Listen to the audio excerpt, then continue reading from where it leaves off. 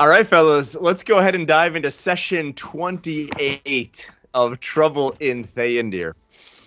In our previous session, our adventurers found themselves hunkered down on the ship the Helianthus Spitfire as two parties would meet on the deck. On the port side, reconnaissance soldiers of the Aldaen Navy in search of the Tiefling girl Helianthus, along with any traitors daring to take a stand against Felwind. And on the starboard side, Captain Barnard and the Willow Weeper in search of treasure.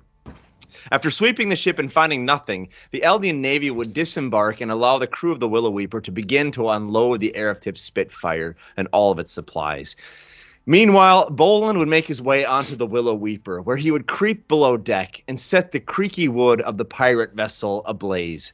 Amidst smoke and flame, Bholen would hear the cries of an old man who was trapped in a hidden room, his hands and feet bound together with manacles. Bholen, however, would ignore this and begin to leave. However, stopping dead in his tracks as the old man revealed that he has information on Eleros and the missing vambrace of Silas. Bholen would break him free and drag him deckside as the violent flames followed them closely behind. At the same time, violence between the group and the crew of the Willow Weeper had broken out on the main deck. Although many of the Willow Weeper crew would run below in order to fight the growing blaze, several sailors would remain on deck, swords drawn with blood on their minds. In response, Trago would consume one of his Mittendorf Merriman potions and turn himself infortuitously into a feathered fiend, a bird. As he dove and pecked at the enemies, Jen would throw himself at the Willow Weeper's gangplanks to free up the group's own ship, as Captain Tragnold would bark out orders to set sail. To make things even more intense, Bholen would fall overboard with Captain Barnard, nearly killing Barnard in the process, but leaving him alive so that Bholen himself could grab hold of his departing ship. With the Helianthus Spitfire at a safe distance, a terrible blast was heard as the fire on the Willow Weeper would ignite the stores of cannon powder, blasting a gaping hole in the side of the ship. Shards of wood would fly tens of feet into the air in all directions, with crates and barrels toppling out of the ship like lemmings off of a cliff, thereby littering the surface of the sea like hundreds of oversized fishing bobbers. The screams of the crew of the Willow Weeper would slowly fade as the ship put more distance between itself and the convocation of flames, casting a brilliant glow across the face of the water. And it is only at this point, as Captain Tragnold's senses return to him, that he realizes the group's horrible predicament. Crew, lower the sails. Stop. The supplies. My adventurers. You're gathered around the captain on the deck, and you can see the look of panic on his face as he realizes that you're low on supplies, perhaps not having any supplies at all. What would you like to do in this moment? So, wow, so you guys got out of that. I don't know how you got out of that situation. We're not out yet. Oh, okay. Definitely Wait, you not took out all yet. the food? Well, we gotta The get food the food exploded back. on the Willow Weeper. Who blew it up again? In part, it was Bholen started the fire. Yeah, I say that as I'm looking at Bholen. That's. I'm sure a thorough investigation will prove my innocence. So hold up, because we got on a ship and fled the other one, right? Or did, We're on our ship. Okay. We're all Yeah, back on our yeah. ship. You're all back on your ship. You're sailing away. Captain Tragnold is barking out commands to the sailors to stabilize the ship. He's also preparing for a swift escape from the still dangerous Willow Weeper. You don't know if there will be more explosions or not. And he actually turns to you, Trago, and he says, "You, boy, run downstairs and check our supplies. See if there's anything left that the crew of the Willow Weeper didn't have time to unload." And he points to you to the stairway to see if you can go check the supplies. All right, Paul- but not because you said. And I go down and I look. Paul, just so you know, Groggle is. I threw a potion, one of those portal potions, and Yeah, I jumped remember down. that. Okay, And he was here for that. I don't remember if you were or not. Good. So, but we don't Try- know. Trago, give me an investigation check while you're at it. No, we have no idea where Groggle is. And of course, I didn't use that as. I don't my- even know. That is not a good way to start. That's a 8. Crap. An 8. Okay. Trago, you discover as you go down the stairs, the creaky stairs, that there are not many supplies left. There's a little bit left, maybe a week's worth of food scraps you can find, but it's not quality food. It's like the scraps. It's like the feet of the pigs. It's like the gizzards of the chickens, stuff like that you could fry up and eat. So you have maybe a week's worth if you eat very small portions. And there is perhaps a fifth of the cargo left over. There's a couple random boxes, and one of the boxes left over from Lady Drelden. So most of your supplies are gone. Okay, the box that from Lady Drelden is like our supplies, our personal stuff. Yeah, that was some of the gave gifts to that us. she gave you. Yeah. Yep. Have we looked in there yet? Yeah, you guys did, or at least one of you did. I thought it was just like cold weather gear and stuff like that. You had some clothing in one of the boxes. Do you want to check it out, Trega, while you're there? Yeah, I'll look in to see what they got in there. Okay. Now, as you peel the box, the lid of the crate off, you see that there's no winter clothing left. That's all been unloaded from the ship. The only items left are a few of the smaller trinkets that she had packed with her in the box for you guys, and that's it in that box. I can raise my hand and say, not to toot my own horn here, but I do have the ability to create any amount of food or water for all of us every day if we need it.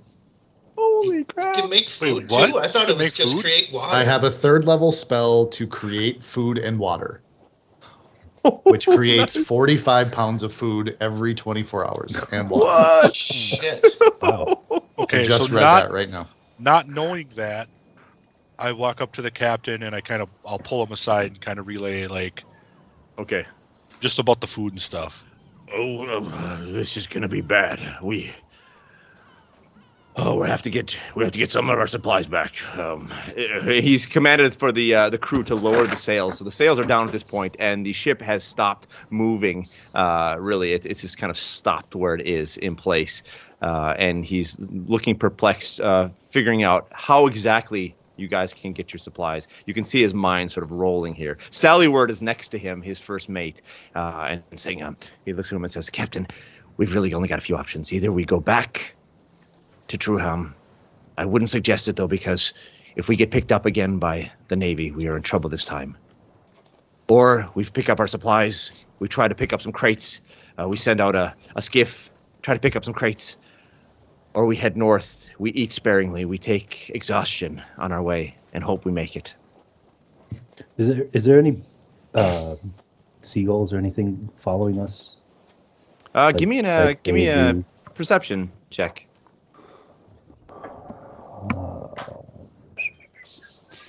And while he's doing that, I can just mention that a couple of the items that you guys 17. had. 17? Yep. There are definitely birds flying around above head, and you are able to pick out that they are in fact seagulls, along with some other kinds of larger seafaring birds. Okay. Indeed. Can I ask the captain or Sallyward if do we have fishing line or nets, anything like that? Oh yeah, we got both fishing lines and nets. Yeah. Well, we can catch fish and eat birds. That's food taken care of. Yeah, we can, but I wouldn't trust on the fishing going so well the further north we get in the cold waters here, and the birds. I'm not sure they'll be following us that far north. How far are we from like the coastline? Were we? You guys are about a day off the coast, 2 days off. In about 2 or 3 days, you'll be coming to the tip of the island of Theondir. You can actually try, Caroline, give me a history check. History check, okay. Hold on. Yeah. 7. 7. Okay. I mean, you don't remember too much about the history of settlements, so you couldn't really give any statement about whether there are any outposts or anything that you'd be able to get to. I mean, I'm just thinking. Yep. Go ahead. That We don't have to go back, but we can go towards the coastline and maybe forage or hunt or something if we needed to. Friends. Boopity boop boop boop boop boop boop boop. There's 45 pounds and 30 gallons of water. 45 pounds of food and 30 gallons of water conjured in front of us. Did you make it right now with your... Yeah, it's instantaneous. It's Okay, instantaneous. did you mark up your spell slot then? Yes, I have no third level spells now. There you go. Okay, so Bholen instantly walks up on the deck, hearing this discussion, hearing this back and forth, simply waves his fingers. No, I'm sorry, Matt. I can't do that yet. I didn't prepare it. So you didn't prepare it, okay. Yeah, so maybe what I say is tomorrow, Right. I can do that. Tomorrow I can create 45 pounds of food, 30 gallons of water, enough for 15 of us to sustain us at least 24 hours. I can do this as long as we need to. What kind of food? Is it good food or is it? The food is bland but nourishing. And It's only third level. And spoils if uneaten after 24 hours. The water is clean and doesn't go bad. At fourth level, you get filet mignon. Yeah. Yeah. When do you get ale? When can you conjure ale or wine? Gotta be someone on this ship already. The captain seems to already be drunk. Trignol looks confused, like he doesn't quite buy it, and he looks at you and says, How is this even possible? What are you talking about, Bholen? And I'll cast thaumaturgy and magic. You're one of the magic casters. looks over at Sallyward. Do we give him till tomorrow? Sallyward looks back and says, Captain, I don't think we have any other options. We're not going back. I don't think it's safe to go try to round up any barrels. We head north. If it doesn't work out, we head to the coast. Matt, at this point, what is the other ship doing? Are they still trying to fight the fire? They're still trying to fight the fire. The flames are still burning, and you can hear some pops as small pockets of gunpowder are igniting, and the screams are sort of fading out. But the crew is definitely in the water. Some of them are still on the ship, desperately trying to put it out. But there is a massive. I should mention this. There is a massive plume of black smoke going up in the sky, creating something like a smoke signal to any passing ships. I'm sure somebody within 30 miles would be able to see this. 30 miles. Wow. Do we want to go back and Well, I was going to say, finish the job? We might want to because most of our supplies have been taken. We have no clothes for our trek. We don't have any cannonballs or anything left, though. Didn't they take all those? They did, yeah. So we can't. So we'd have to board the ship. How many sailors are left? How many people could we get fighting? On your ship? Yeah. I mean, you still got a good crew of 30 or more. I mean, including you guys. Duke von Boarding strikes out now and says, "Nonsense. We head north. So This is my ship, and I say we head north." Being ignorant of magic, I'll ask the cleric too if he can make clothes like he made the food.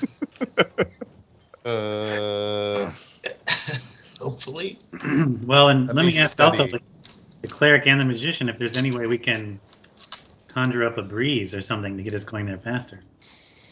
And do we still have our bearings? I'll ask Sally. I know a little bit about sailing. It's are we on course? Do we know where we're going? To the island? We still are on course, Sallyward says. Hey, Stumpy, weren't you a pirate? You just said I know a little bit about sailing. Well, yeah, man for hire. I didn't kill it.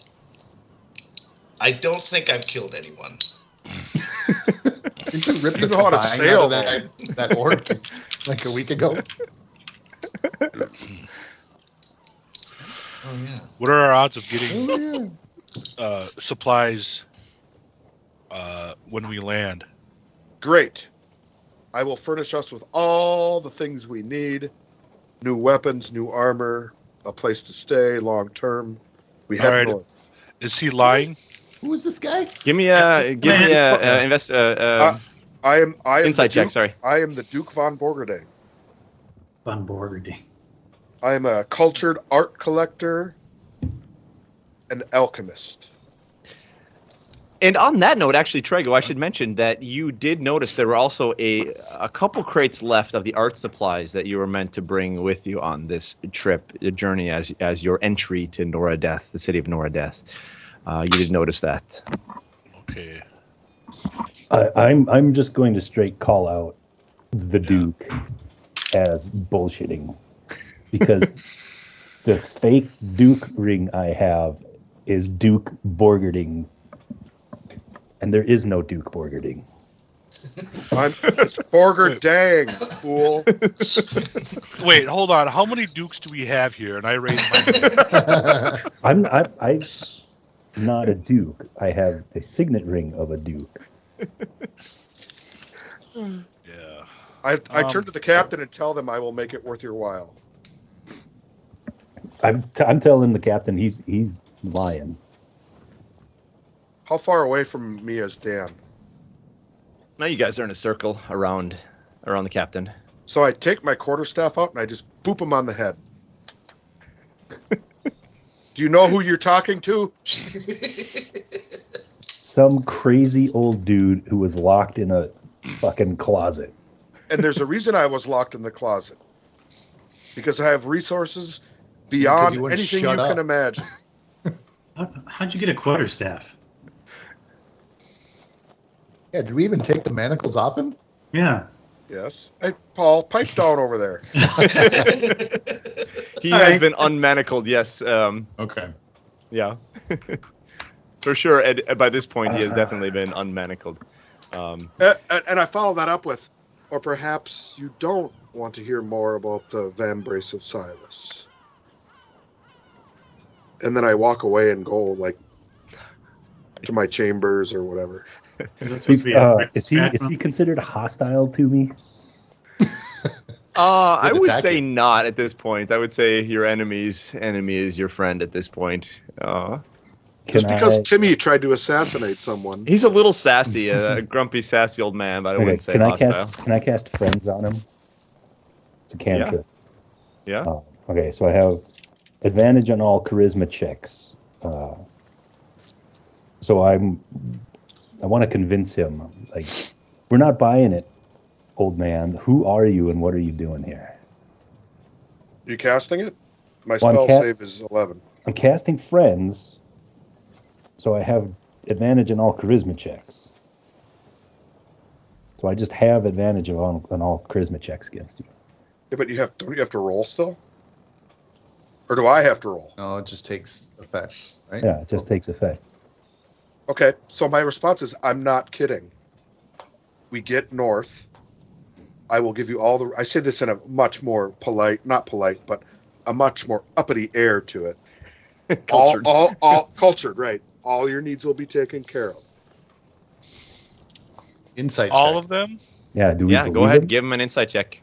I'm not I already gonna jerk failed you mine, off, man. but Yeah, Chad, didn't you do an insight check I already? did one, No but one it was caught terrible. that. It was a 3 minus 1. My insight's terrible. Jeez. 16 for mine. dude, I can't lie if we're friends. Like, right, Matt? Well, his only spell thing- gives him insight or It advantage. gives me advantage on charisma checks, i.e. persuasion is a charisma. What'd I you rolled do, a Bholen, 20. there? I rolled a 20. Dirty 20. 16 plus 4. Okay. A dirty 20. I haven't heard it put that way. I mean, Duke, are you exaggerating here, Duke? No, I'm not. No, he Is- has quite a bit of connections and money, so... Is Borgerdane a region? Is it somewhere we would recognize, or is that like the title of the family? That's a shithead we went to high school with. So Borgerdane isn't like wine country for Theondir or whatever. Napa Valley. No, it's the family name. Okay. Yeah, it's the family name. So I'm going to step in here and say, are we maybe focusing on the wrong thing? I mean, he's gone now, right? But can we talk about? Well, maybe we aren't focusing on the wrong thing. I don't know. Are we wasting our time here trying to figure out who this guy is? Or, I mean, he was shackled in which ship? He was shackled The by Willow Weeper. Yeah. Okay, the one that's burning and going down to the bottom, right? Correct. And the Willow Weeper was the pirate ship. Yes. Okay. Are there still 2 of the whatever police ships that are after us? No, the Aldaen Navy has taken off and sailed away. They initially left and let you guys let the Willow Weeper try to board you guys and empty your supplies, and that's when the fire broke out. But I mean, they may very well see the plumes of smoke and be heading back this direction quickly. So, thank you for that. So I'll turn to them and say, look, let's focus on how we kind of get out of here as quickly as we can and make it to the island. I mean, obviously we have provisions now, so that's taken care of. I mean, trying to how many days are we from the island? You guys still have about 2 weeks and 4 days. Jesus. Has it been 2 days since we've been on the water? 2 days, I think. Yeah. Bholen, do you have any more fire? Anything you can do to expedite that ship sinking? I would like to be rid of them for good. Well, that depends, Matt. We leveled up, right? And I get another 3rd level slot, but does that slot trigger after my long rest? I would say after your long rest, yeah. Okay. Yeah. So then, Okay. And just FYI, Matt and Eric, friends is 1 minute, and after it ends, creature realizes you use magic to influence its mood and becomes hostile towards you. Yeah, if you influence his mood, yeah. Mm-hmm. So I'm headed to my room. okay. Yeah. Okay. And I turn around and say, "Magic will not affect me, fool. We head north. All your wishes will come true." I love Duke. Oh, this guy's great. I just and then walk up to the front of the. Okay, so to get to the island that we're going to is north, right? We need to go north. Yeah. Borgerdang, where you want to go is also north, correct? Yes, fool. I just said that. So while we figure this out, let's go north. I mean, I let's agree. get going. Yeah. Tragnold couldn't agree more. He wants to get out of here because he does not want to have another run-in with the Aldaen Navy. If the same Navy ships come back and find you guys here, it may not go as pretty this time. Tragnold knows enough about the Aldaen allegiance that you don't get second chances very often.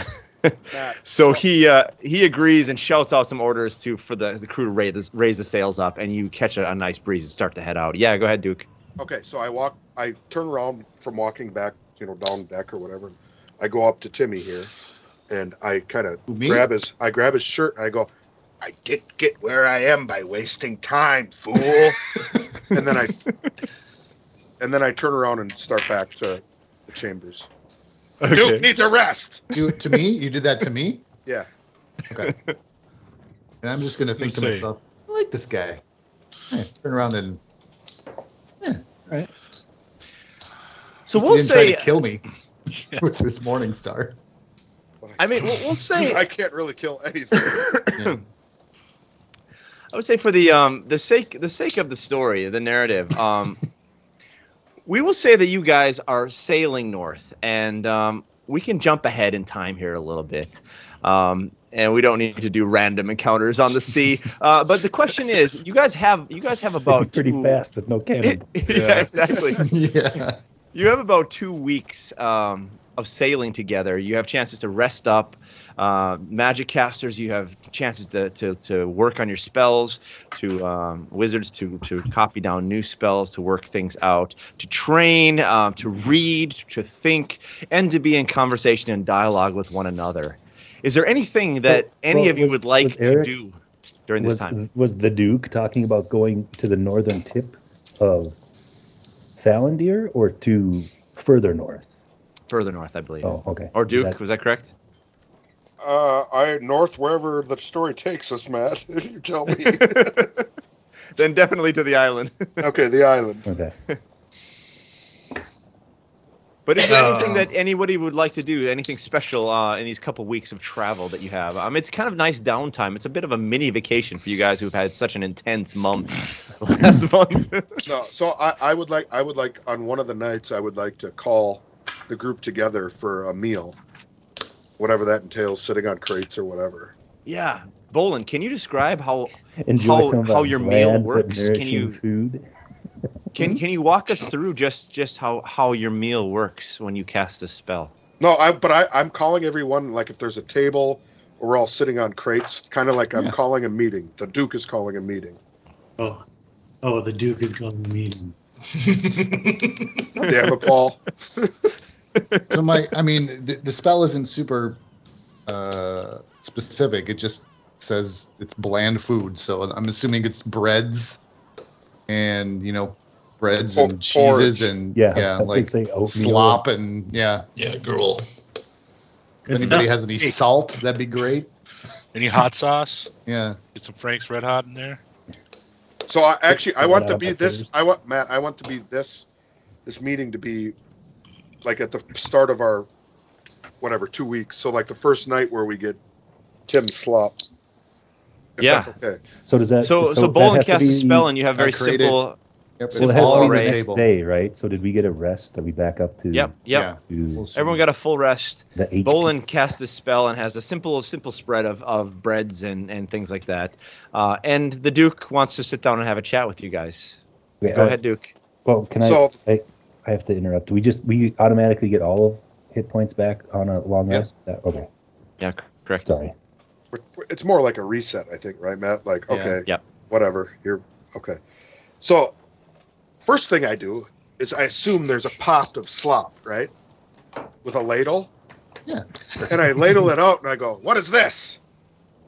You made this appear?" The Duke this is what you get. No such nonsense. Okay. The Duke can starve. Chicken gizzards. Yeah. More for the rest. I kind of harumph and I put some on a bowl or plate or whatever we got, and I eat it and my face turns sour. And then I say, "First of all, you have to know I'm a cantankerous old man. However, I do appreciate you saving me from those vile villains. The Vambrace of Silas. I know you're interested, and there will be more to know soon. But first, tell me about your story and why you're interested."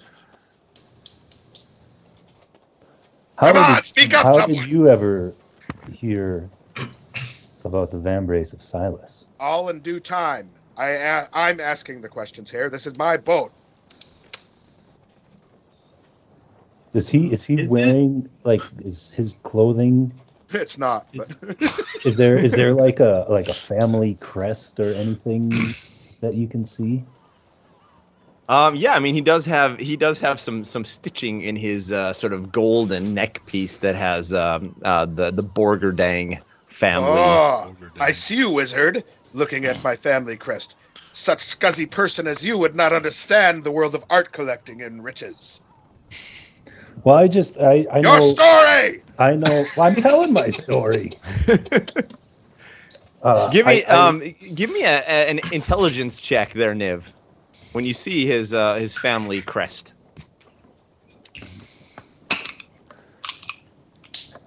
17. From what you see, you recognize that his family owns a great deal of land actually around Haroldheim, which is the port that you guys initially left from on the continent, on the Terravan continent. Not on the island, but where the mainland that you guys left from. So he has a lot of land, his family around there. You recognize this for sure. You saw it when you left Haroldheim. Okay, Not as stupid as you look, are you?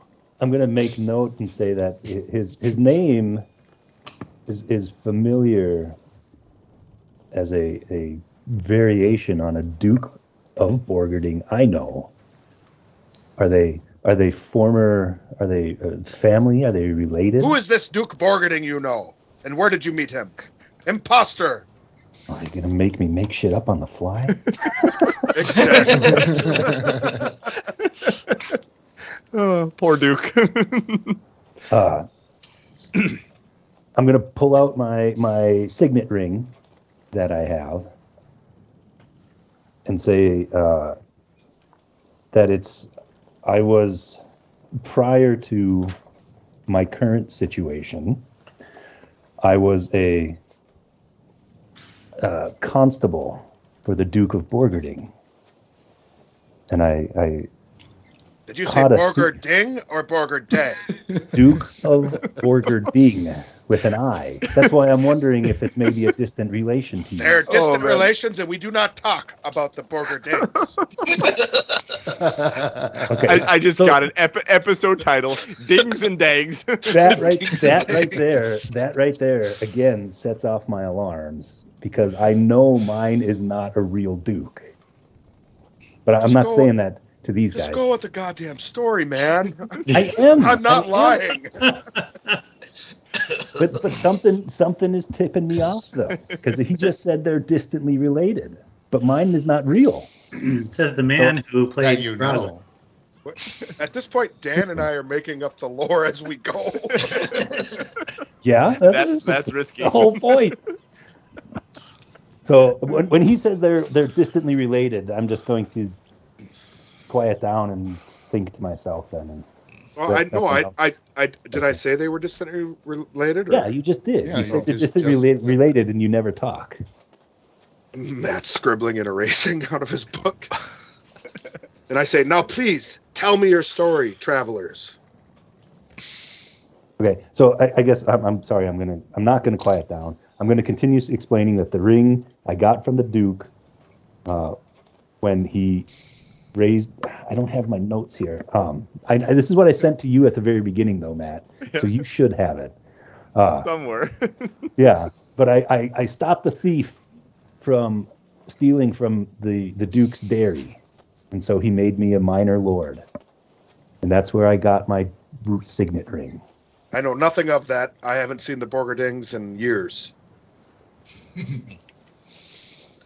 Thankfully, nobody has. Oddly, yes. Okay. Then now, yeah. Once I get that out there, then I'll quiet down. I'll give a quick synopsis of the last 2.5 years of our lives. Okay, and at the end I say, "You, what's wrong with you? What's wrong with your skin?" I'll go up to him and say, "You may be a Duke, dragonborn, bitch. I've never seen a dragonborn." You're looking at one now. I guess. Back off. I kind of. And then at the end of that, I say, "Well, thank you for the meal, sirs. It was terrible. Now I shall retire to my chambers." Oh, hold on. Whoa. Not so fast, Dookie. I'm getting up and I'm walking away. And I cast Hold Person. Nice. You're not going anywhere, pal. Big time.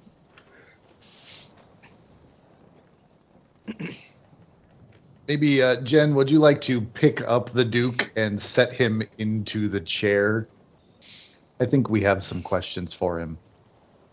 And so I'll kind of look for a moment, and then reluctantly I will, one-handed, of course, kind of...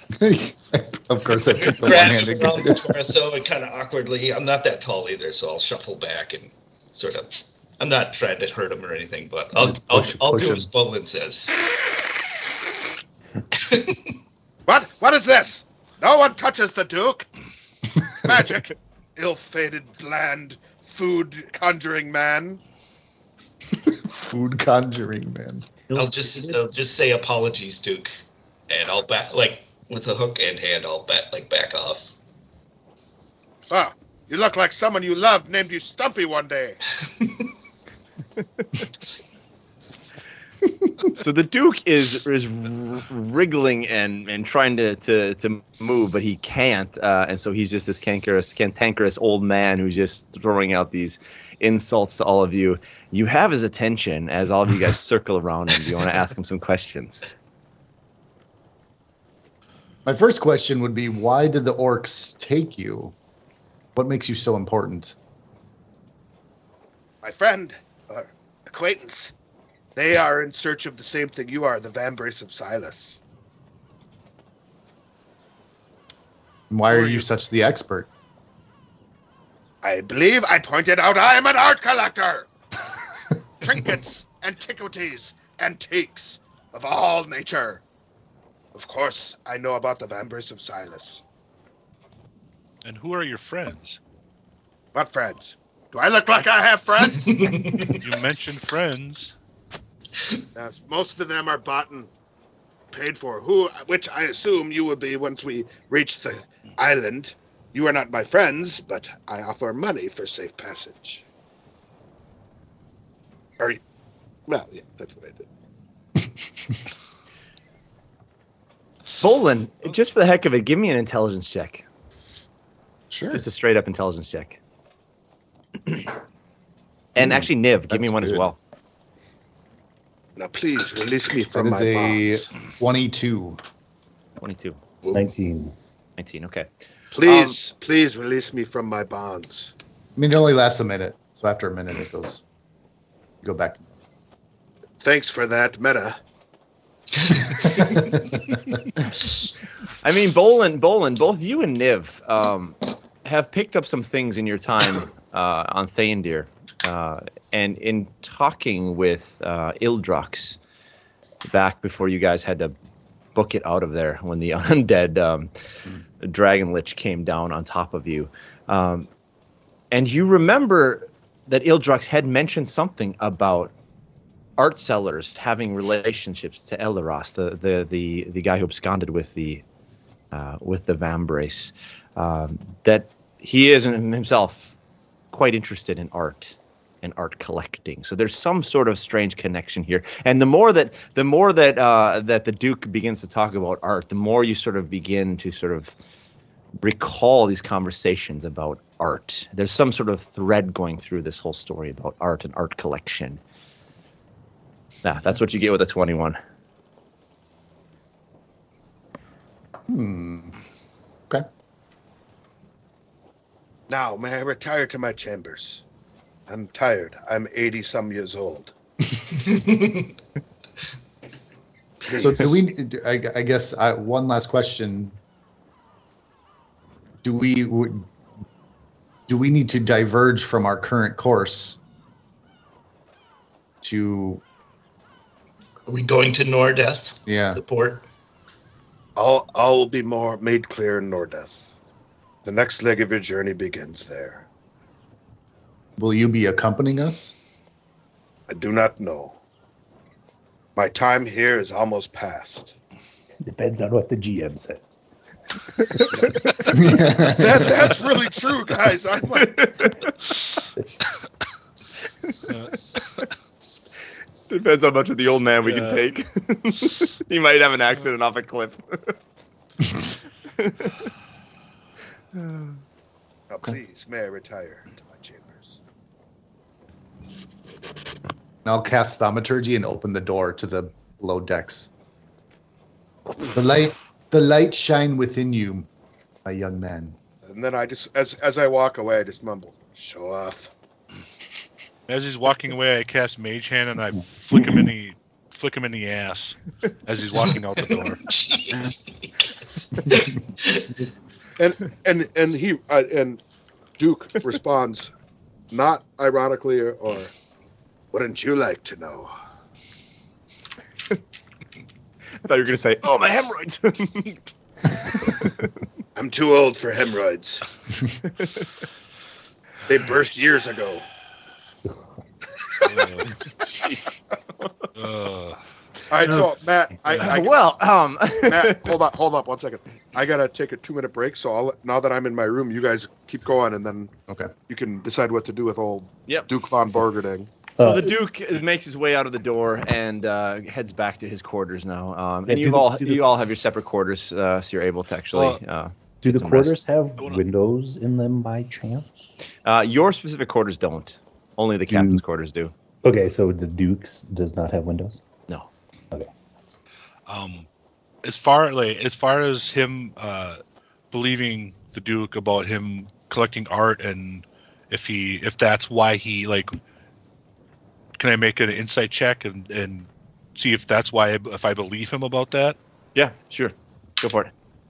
And that is fuck. Yeah, I didn't make it. And they're gone. Yep. And he seems totally believable. Yeah. So can I just say to the table, once he's gone, the the vambrace seems like it's a bit more than just a piece of art, isn't it? That's what my question is. My character would not know that, but you all do. Right? You're not just going to get... Because you're trying to unify the two Because the elves vambraces, explained right? all that to us, right? Yeah, we know how Yeah. significant that vambrace is. But art collectors at the same time are very eccentric, and they collect all sorts of stuff. Yeah. And Get I've JP dabbled Benzine. a little bit in that, and I know how, even the slightest, history of an item, whether it's an art piece or some kind of trinket, it can really make some money, and people are really seek after that. So they might not even know all that it portends, but What's the name of the other vambrace? So the first one was the vambrace of Silas, Mm-hmm. and the other one was the vambrace of Aldaen. I wonder if he knows anything about the second vambrace. I mean, if he's an art collector, he would know there's two of them. True.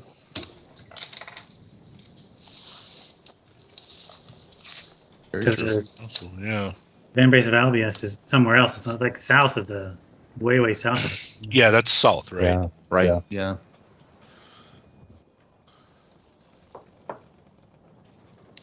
Well, I'm going to bed. Yeah. Next time, can we get some bacon? And I walk off. Nope. Yeah. Whether he's trustworthy or not seems hard to tell. But like you said, we have little choice at this point. We're both going to the same direction. Yeah, we're both going to Noradeth. We got to go. We're going to the same. We're going the same way, regardless. And at this point, he doesn't have much of a choice. Yep. We kind of stuck each other, and nothing says we have to trust him. So Okay, so you guys just call it a night and get some rest. Can I take a quick bio break? Yeah, let's take a little break, and we'll wait till Eric gets back, and we'll Okay. continue. And in some point, Matt, in this time frame, I'd like to just wander the ship, see what they've got for books, scrolls, information, maps, just the general fact-finding mission. So Yeah. when we get I mean, back, we can. As you talk would about imagine, that. they've got a ton of nautical stuff. They've got books about all of the surrounding areas and surrounding islands. Some interesting reading, actually, about both the island of Garanorth, where you're heading with the city of Noradeth. They've got books about that. Books about the Terravan continent. Lots of books about the island of Falandir, the city of Theondir. And lots of maps. Any of the maps of the island we're going to? No maps of the city. You've got general maps of the coastline of the island, but not of the city itself. So is this a big island? Is it? Yeah, it's pretty big. It's not as big as Falandir, but it's still maybe half the size, so fairly substantial. The island to the south is even larger than this one. And is there any kind of history about like local flora and fauna, inhabitants, anything? Yeah, there is. The island you're going to it's an ice country. It's cold. There is not much living vegetation. There are a lot of animals you'd expect, sort of mammoth-type creatures, wolves, things that you typically find in the northern parts of northern climates. Elk and those kind of those kind of animals. Okay. Rabbits, sort of those, but nothing. You're not gonna find lush forests of rainforest or anything up there. It's just way too cold. It's pretty much like a Greenland kind of continent. Okay. Okay. I'm going to the bathroom then. I'll be right back. Yeah, I might as well go too.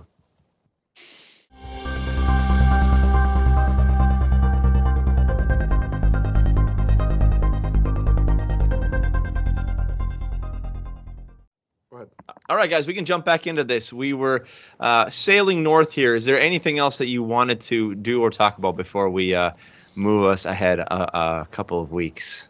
I can actually mention this. I did in fact roll on the fate chart, just for the heck of it. Is there something that will happen to interrupt the journey? Yeah, and I got a definite no. So it's pretty smooth sailing for the next 2 weeks.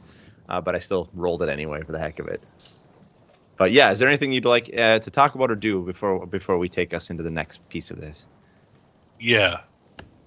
I want to bring up to Niv the discs and ask him to check them out, because I'm assuming that there are arcana in nature, and want to figure out what they're actually for. Do you speak Elvish, Niv?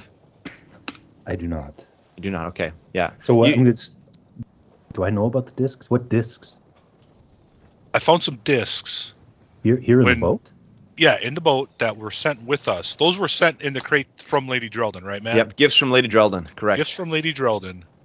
There's discs about, I show them that have some writing on them that the pirates didn't take, and I don't know what those are for, and I just was wondering if we should try to figure that out, if they're supposed to come with us. Okay. And my knowledge of arcane is okay, but not. I'm assuming you're the expert. They must be written in Elvish, Matt. That's why you're asking. Yeah. Okay. What? I mean, are they clay? Are they metal? They're metal. Yeah. These silver metallic discs. Like I said, about this big. Indentations in them. Elvish script around them. How many are there? 3 of them. And what do you mean by indentations? Like, so there's on the top. Yeah, there's like a little a little bowl in it almost. Okay, so it's not all the way through. No. And there's just one indentation. You just one indentation. Yep. 3 discs, right in the center. One indentation.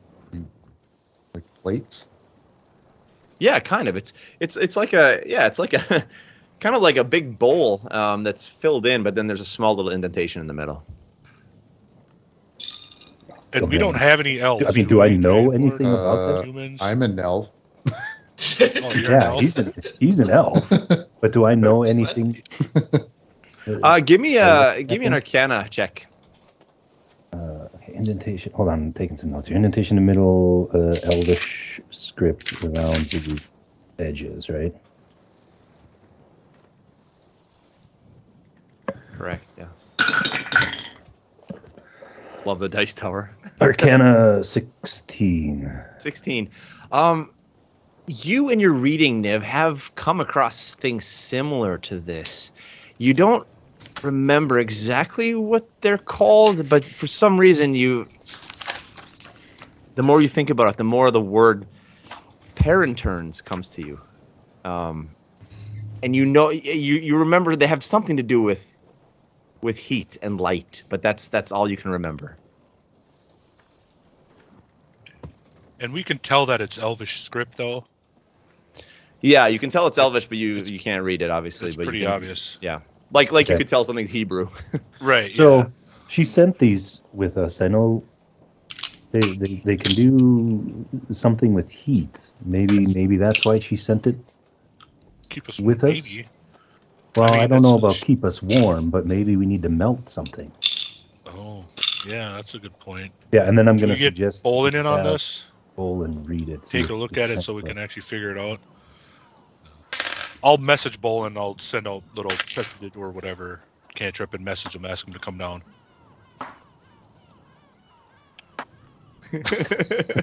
Here I am. What's up, guys? Trying to figure out what these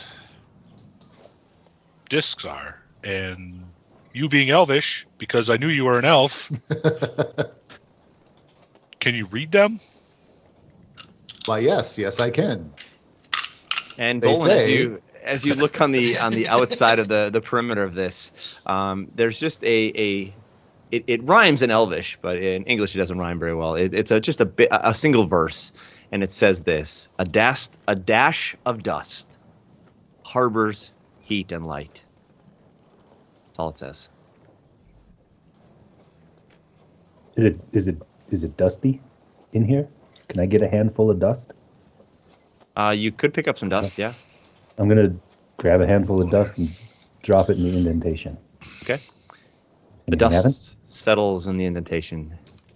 Nothing happens. All right, hold on. Let me see. What if I'm going to cast Sacred Flame? I'll touch it and just cast Sacred Flame on it. Okay, guys. With the dust in it? The dust begins to burn up, and it smells horrible.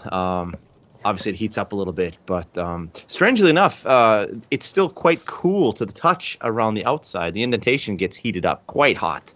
But the rest of it is pretty cool to the touch. You can still hold it in your hands, actually.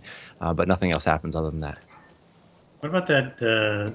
What's like the green stuff we use to The get peridot dust. I have. That's. Okay, I have. I was trying to files. remember if that stuff is dash called of dust. Yeah. It is called dust. I'm going to take one of my 35 glass figurines I still have with the peridot dust in the middle. Okay. Is there any, like, is there a pestle around that I can grind this in that indentation? Mortar. Hold on, I might actually have a pestle mortar.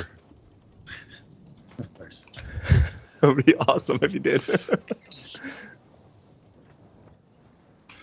Oh no, I think that's part of the poisoner's kit. And I was thinking about buying one, but I didn't. I mean, I can get like a You can take the hilt of a weapon. Yeah. Yeah. can take the hilt of a I've weapon got and do that. dagger.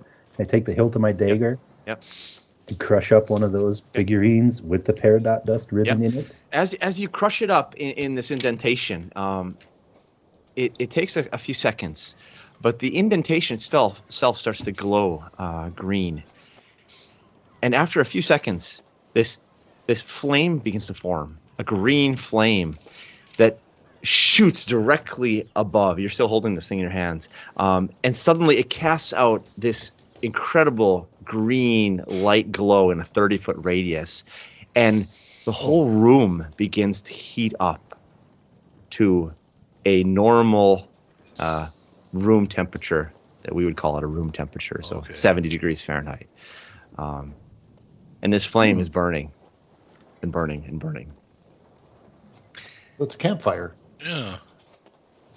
And I can, just for sake of simplicity, I can say this. Yeah, it's a disc of sorts. I can say that as you guys wait and watch this and set it down, this effect lasts for a whole hour. Right. Is basically the disc still cool though? The disc is still cool around it. Yeah. Ooh. Yep. Exactly. So it provides you with a room temperature and light within the 30-foot radius around the disc for about an hour, and it was just a small little pinch of peridot dust. Yeah, I was gonna say, don't crush up the whole figurine. Yeah. That's kind of pricey. I mean, you only have 35 of them, so. Yeah. Well, I don't know. I don't think you'd be able to just pour out the peridot dust or anything. It's woven into the glass, right, Matt? Right. Oh. Correct. Yeah. You'd have to crush the figurine. Yeah. And we have more than one of these discs. 3. You have 3 total. They all say the same thing. Yes. Okay. Cool. That'd be helpful. Yeah. Nice How little heavy are gift. they? Yeah. They're not that heavy actually. The metal's pretty light. Okay. Good. All right. So even Triga would be able to carry one and walk. As a sled. You could use it as a sled. Or a shield. Hell yeah. Just Or don't sit on the shield. indentation. Yeah. Yeah. Here. Okay. When you put the peridot dust in, did the flame shoot up, or did it just kind of like was it just like a normal fire? It just kind of smoldered there. No, it actually came out of the indentation, a good 2 or 3 feet up. Okay. And was that like? Was that like really hot? Like if we try to touch it, would that burn us? That would, yeah, that was extremely hot. Yeah. Okay. Yeah. Think of it like a 2 to 3 foot high butane flame that is that's green. You know, the actual flame is extremely hot, but then everything around it is extremely comfortable. Mm-hmm. All right. But very bright at the same time. Right.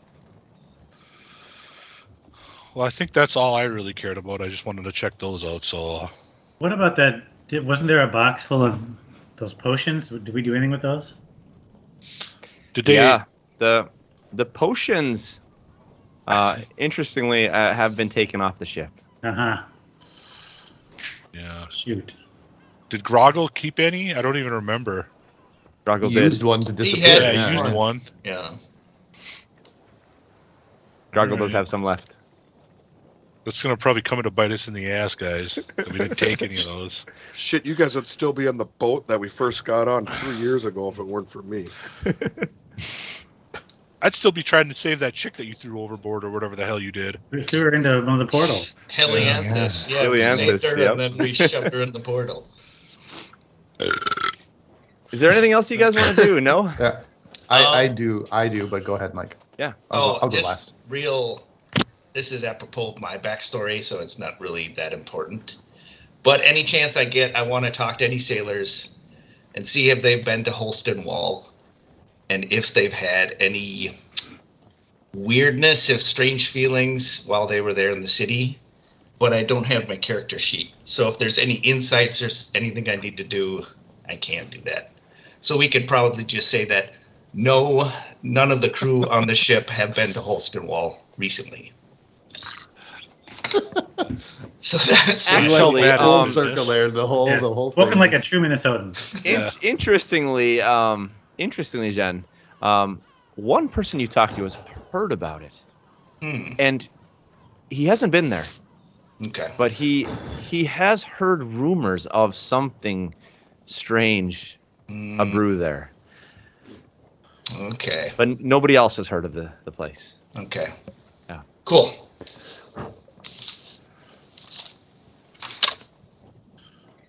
Bholen? Yeah. So one of the days that we're just sailing, or probably multiple days, I'll probably want to really think on. I'm going to go up in the crow's nest by myself, pray, and kind of get into my trance to Lathander. I want to ask him about the tattoo on my back, right? And I want to ask him if maybe just get guidance. I understand a little more what's happening to me, and also I want to ask him about Uldra, since I was so concerned about her finding us, and see if maybe I can glean any insight into if she's following us or if she's found us. I just want to get more insight from Lathander and make sure, just understand what's happening to me more. Bholen, I would say on your 6th day of meditation, been fairly calm, quiet. On the 6th day of meditation, while you're up there, you see a little dragonfly in the middle of the ocean. Has no purpose being out there. Comes and lands on the wooden railing on the crow's nest. And the dragonfly lights up again, flies up in the air, and goes around your head a couple times. And as it zips around your head, it's hard to tell, but the buzzing sound begins to merge with something of a voice, a soft voice that says to you, "Light will show you the way." And at this point, the dragonfly comes around your neck, goes down your back, through your cloak, and you feel it sort of sting you somehow in the bottom of your back. And immediately you feel this sort of pain shooting up your back, sort of weaving back and forth on your back. And you feel your shirt actually getting extremely hot, as if almost burning, and this searing pain. And it subsides again. And the dragonfly flies off again. Okay. Yeesh. Anything on Uldra?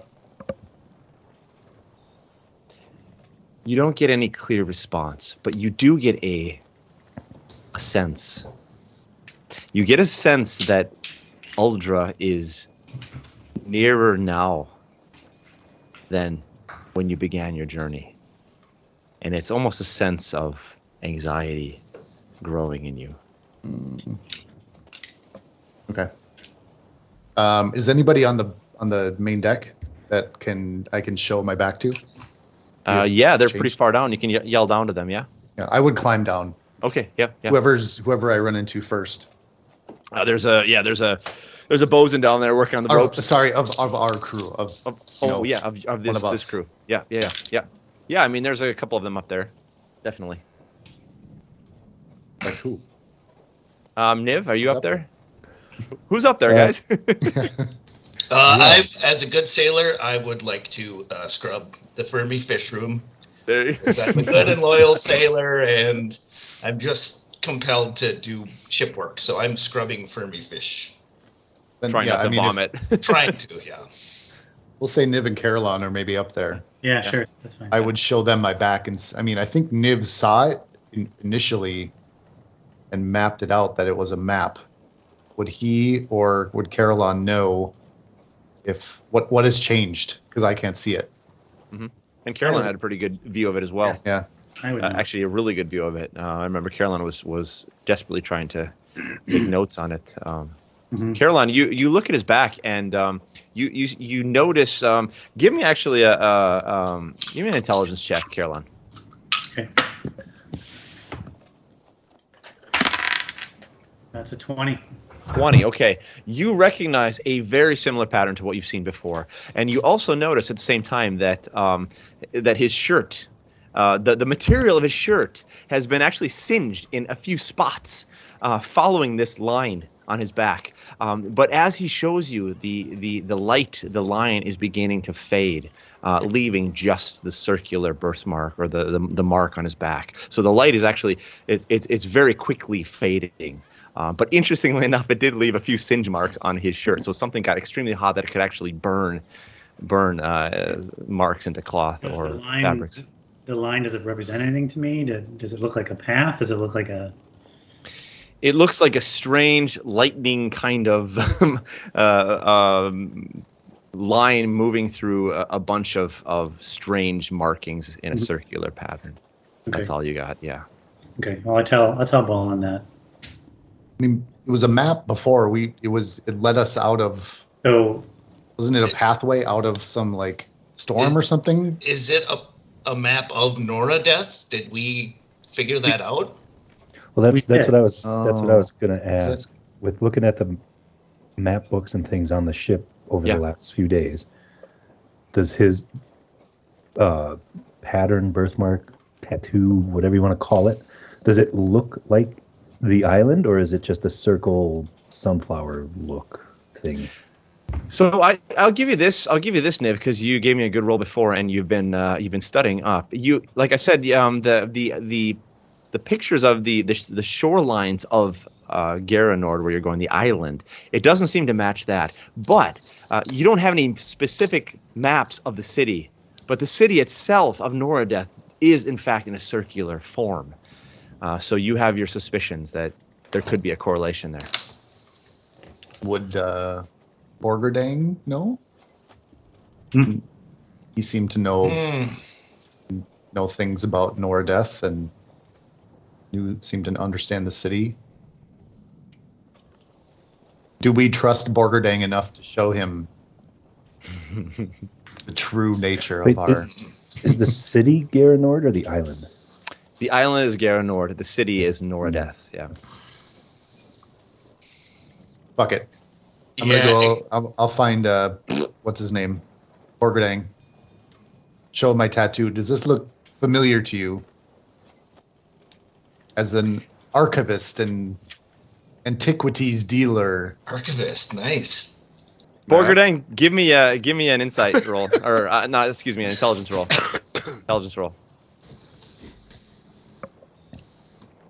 I'm gonna 16. roll fate dice here. Hold on. Yeah, 16 plus. Hold on a second.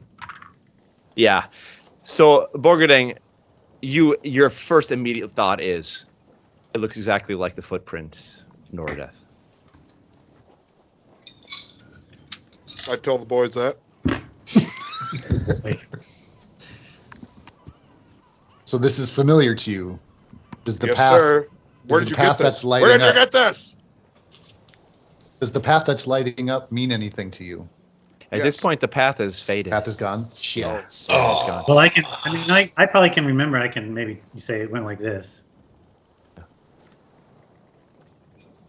Where did you get this? That's a need to know basis, my good man. I push him off and go back to sleep.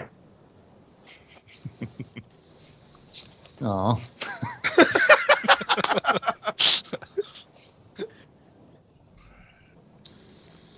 Well, Okay. I mean, I can say to him, get up and take a look at this, and I can say, this is the path that this was. Doesn't matter where he got it. What matters is that when I just saw it was lit up, going in this general direction. What does that path mean to you? Ah, something interesting. Indeed, yeah. Borgadang, I just rolled for it. You don't actually recognize the path that Caroline's pointing out. Your finger is making squigglies on a piece of map. Now, are we done here? All right. That was a waste of time. Sleep tight. Be gone with you, food conjurer.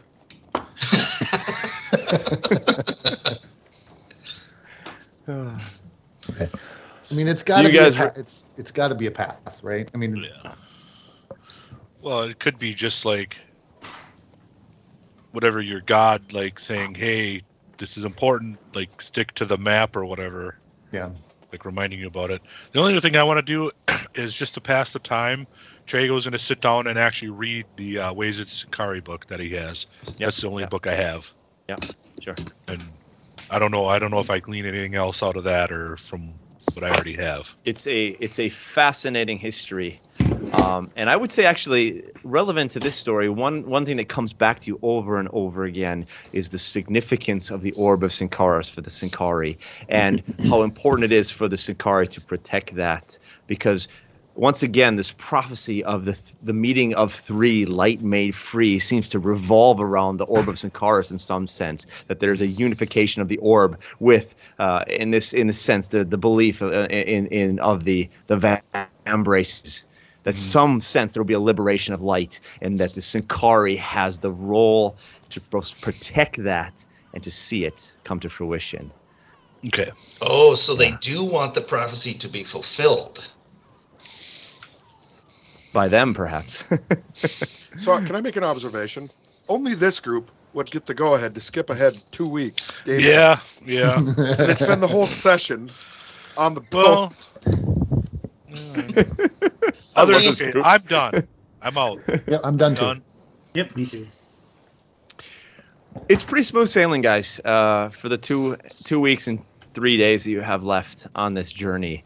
But the thing that you notice, though, is it is getting increasingly cold the further north that you go.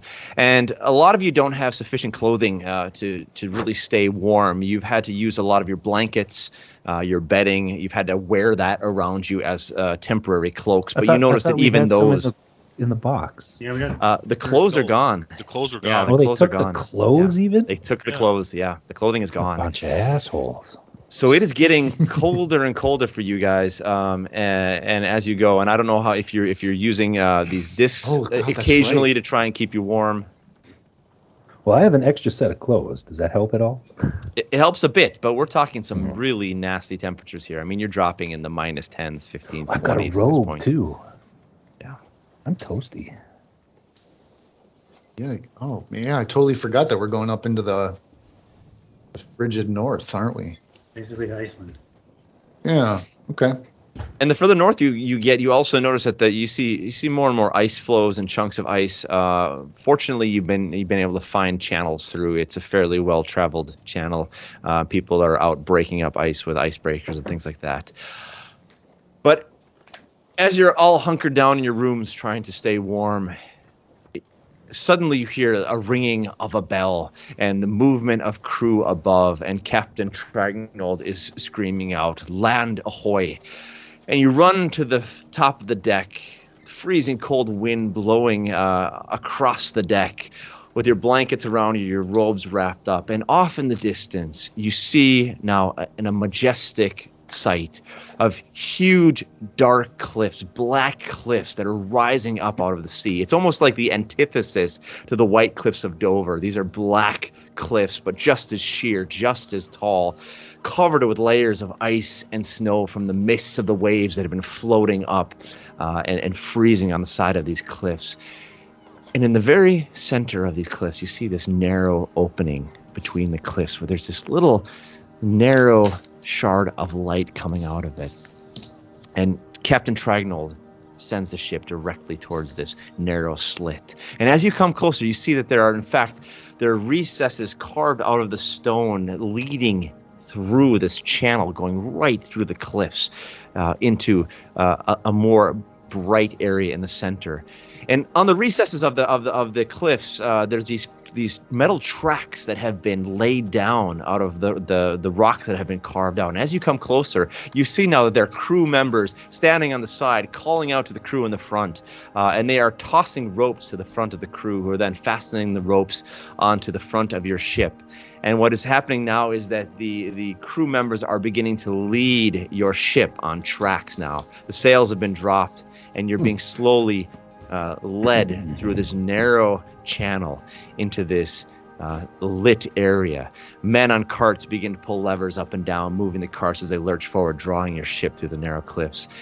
And after several hundred feet of this, you open up into this massive circular space that's been hewn out of the cliffs, out of the stone. It is a massive place. In the center of it, you see this stone column, huge stone column, surrounded by a host of goods elevators that are moving up and down, taking goods off of ships and bringing them up to the top. And as you look above, you can see there are different bridges coming from this stone column, heading out across, like spokes of a wheel, heading out into the city.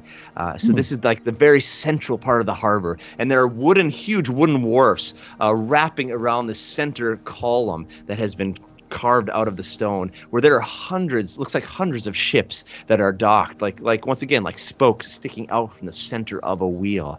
And you are eventually released from one of the sides and dragged with the rope and brought to a small wooden steam vessel that is able now to guide you and pull you into the dock, where you are able now to grab some more ropes from the docking crew, and they are able to tie you up.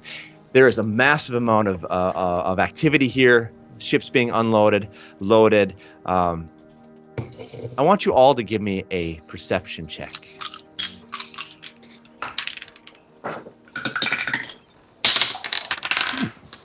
22. 22. I got an 11. 22 also. Fail. I have a natural 20. I don't have Okay. a character sheet, so I'm not sure. Wait, no, perception? Yeah, perception check. Oh, sorry, 18. 18, okay. I got a 9. All of you are busy taking in this scene and this engineering spectacle that you see with this column, the elevators, the bridges. Except for you, Jen.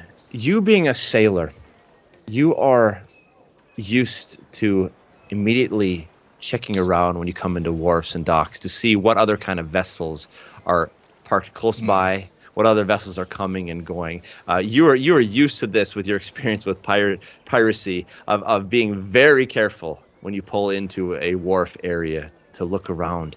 And you notice there are various kinds of ships, Jen. There's your typical fishing ships, your ships carrying goods and supplies, a few fancier and more ornate ships, kind of like pleasure cruiser type of ships, presumably owned by the wealthy of the city. But you also see 5 odd-looking, sleek schooners that are painted entirely charcoal black, ships that you've never seen before. They've got black masts, black sails, and all 5 of them are pretty quiet and pretty empty. There's one ship that there's a couple crew members up on top moving back and forth, doing something you can't quite see. The rest of the ships are quite quiet, but you immediately notice this, and the hairs in the back of your neck stick up a little bit because it's a bit odd at the sight of this. And as the crew begins to tie up the ropes, you all suddenly hear this voice. And you look and you see a deep red hair, reddish beard, long, sort of thick grayish robes man coming with a bright green vest. And he says, "All right, who are you? What's your business here in Nordeth? I want to see your papers. The name's Truls Yakus, and I am the dockmaster." And I make my way to the front and Is he present talking myself. to the captain? Yeah, the talking captain to is us? walking over, and the Duke walks over, and Truls Yakus looks up at you and says, "Who are you?" I am the Duke von Borgerding. You the captain? No, that's this gentleman to the left of me. A triangle looks at him, but yeah, I'm the captain of this ship. He's still drunk. Yeah. Still drunk. We've had a good sailing for 2.5 weeks, and Sallyward, get us the papers. You see Sallyward run back to the captain's quarters, brings out their No paperwork food, but with he's the got ship's 2 weeks of logs. booze. Yeah, right. Under the floorboards. And Sallyward comes back and presents the papers. You see Truls looking through the papers as they put down a gangplank now. The captain and Sallyward are walking down, talking, conversing. And you see Truls like sort of laughing to himself. This is all you got? One crate of art supplies? Well, let's unload it anyway. I'm sure we've got got a few interested buyers here. Let's get it unloaded. So the crew starts to take the crate off, and you see Truls looking through the crate, pulling out different of the art pieces, some of the glasswares, some of the coffee. Are they doing anything with the crate of the discs, the fireplace discs? No, they're not. Okay. Just the artworks. Well, we would have carried those, wouldn't we? Yeah. I don't think we would have We'd have taken. put those back. I mean, they're light, but they're kind of big too. So we don't. Yeah, they're necessarily bulky have but light. Room in, like, I would probably have room in my bag to put it, but Matt, I will beckon forth our travelers and tell them to follow me to the nicest inn in town. Hey, Matt, looking at the city from our perspective. Don't interrupt me. Shoot him, Carolyn. Am I able to see kind of where, I remember what line was kind of traced on Bholen's back. Am I able to see kind of a... So at this point, from the perspective of the wharfs, you're down kind of in like a cylindrical basin at this point. So all you can see actually is above. You can see where the column comes to the top and the bridges come out to the city. So you don't have the perspective yet. But once you climb up on the elevators and get taken to the top, you'll have a better view up there. Cool. well, I suppose All right. Lead the way, well, Barger Dang. let's make sure we have the discs. We need to figure out who's carrying the discs. That's what I was going to say. And Matt, I do, since I noticed these ships, I want to be discreet and ask the dockmaster. I don't want it to seem like we're being followed or like I'm worried or anything. I'm just more interested saying, oh, these black ships, I've never seen that make before. Could you... I'm just interested in who these ships belong to. Truls pulls you aside and says, looks to you, lowers his voice, Jen, and he says, Listen, the dockmaster doesn't talk about other ships. Of course, Understood. dockmasters also need to eat, if you know what I mean. Damn it. Give I don't have give him some bland but nourishing food. There's some bread. I don't have any coin. I probably don't even know about the peridot dust. The figurines, I wouldn't know about that. Wouldn't want to tell the harbor master about that either. Yeah. Right. I'm just thinking, I got nothing to barter with this guy. Or bribe him with. I'll just intimate that I understand and I might be back. I might have an eye out for him in the not too distant future. So I'll thank him for his discretion as well. And I'll let it be that. All right, this is just between us. Yeah, absolutely. But there is certainly things to be known if there is gifts to be given. Understood. looks around again and sort of gets back to his work. Yep. All right. I'll maybe hit up Border Dang for a few coin. So you guys make your way to the center column here. Load yourself onto these elevators, these sort of creaky elevators. They've been here for a long time, I would assume. People loading goods on them, and you're put on these massive elevators along with crates and barrels from other ships and other crew members. I mean, it can take like 30, 40, 50 people, plus a ton of stuff. It means they're massive elevators. And you hear a sort of scream from above, someone shout down, and immediately a crank system begins to work, and these elevators begin to lift you up slowly, slowly, slowly. And you are moving up, literally hundreds of feet, until eventually you hear this thud as the elevator comes to the top. Yeah. And you're now at the very top of the column, this stone column. Yes. When we're going up in the elevator, I just like to steady myself, if that's sit on a crate or like put my hand on Caroline's shoulder, something, and use Lizzo, because she's still an albatross, to just kind of, do a circuit around the city, get a feel for the bird's eye view. Of what the city is like. So the Lizzo, the albatross, takes off and flies around. It's extremely cold weather, so Lizzo won't be able to be up there too long. I just want to get a feel, like size. Is there like in a market district, residential, just a general layout? Yep. Are you able to see that directly, or is this something that has to be communicated later? I can look through her eyes. Let me. I think it's beast sense. No, it's fine familiar.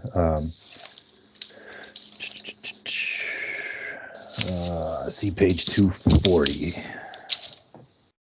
But I should be able to look through her eyes.